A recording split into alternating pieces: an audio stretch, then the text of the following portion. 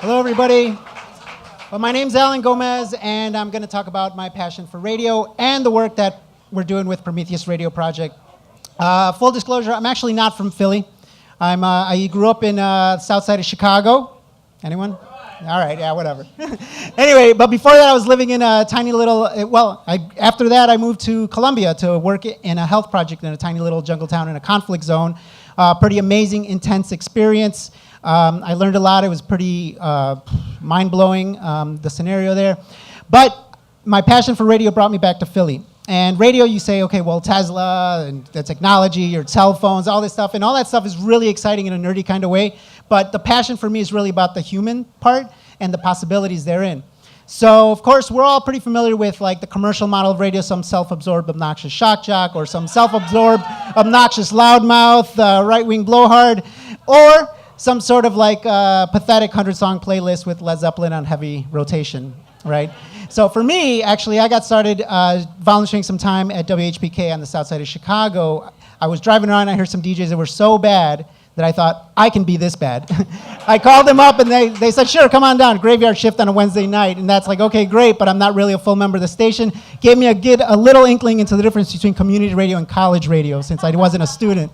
So then I went over to the pirate radio side. There were 5 of us that started it out in Chicago. Boom, it grew to 50 DJs 7 days a week. We had our own office, and it was like really great, amazing, brazen, robust experience. I like all good things that are also technically not legal. It came to an end with a visit from the FCC. But about the same time, we got a visit from Prometheus Radio Project, who told us about their work pushing forward for LPFM, that we could put down the Jolly Roger and start LPFM, except that it wouldn't matter for the top 50 urban markets, including Chicago. So I got into the tech side of stuff because I wanted to build radios, and I started connecting that with the Latin American solidarity work that I was really pretty heavily invested, because there was an amazing amount of different movements happening in the south of the border at the time. Really incredible stuff from the Zapatistas. You can see here, this is even 2006. The red countries there are actually leftist progressive governments that were being voted into office. There's even more now. It's been a pretty exciting period throughout Latin America.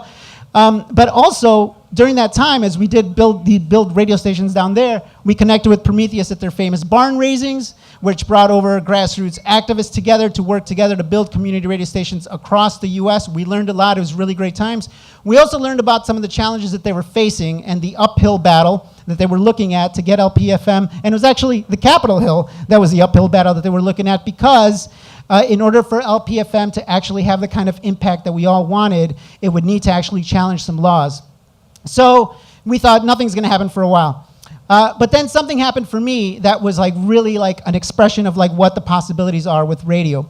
Down in Oaxaca, in the capital city, a teacher's protest was brutally repressed, and people responded to a call over a community radio station to come and defend it.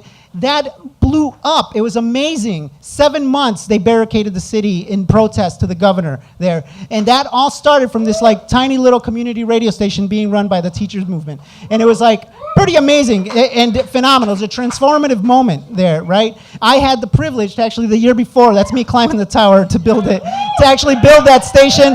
The definitive documentary, check it out if you can, a little bit of So Much Truth, a friend of mine made. It's amazing.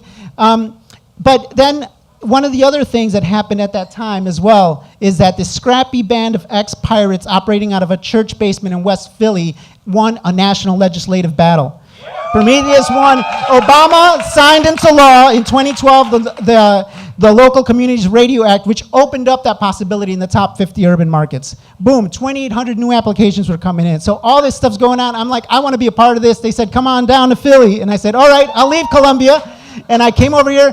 Prometheus hit the road because they were like, getting the law wasn't the point. Getting these stations with awesome groups was. So they went out and organized all throughout the country, toured, connecting with farm worker groups in New Jersey, immigrant rights groups in Arizona, health advocates in New Orleans, you name it. Even in Philly here, there's tons of different groups. There's 3 new stations that are going to be popping up in Philly now. You know, so I was like, this is awesome. But the thing we also recognized is that we didn't want any of these stations operating in a silo. We want to actually connect them. So like the next step is like, okay, we get them on the air and we strengthen them so that we can actually have really strong network there. So that's what brought forward the idea for the Community Radio Solidarity Network, or Corazon for short, which is Prometheus' efforts to like share the capacity, build out capabilities, connect all these amazing groups that are doing social justice movement and now have a radio station to connect them all to make a much more powerful voice so that we don't have to be sitting around settling for being that bad and instead building something so much better. Thanks, y'all.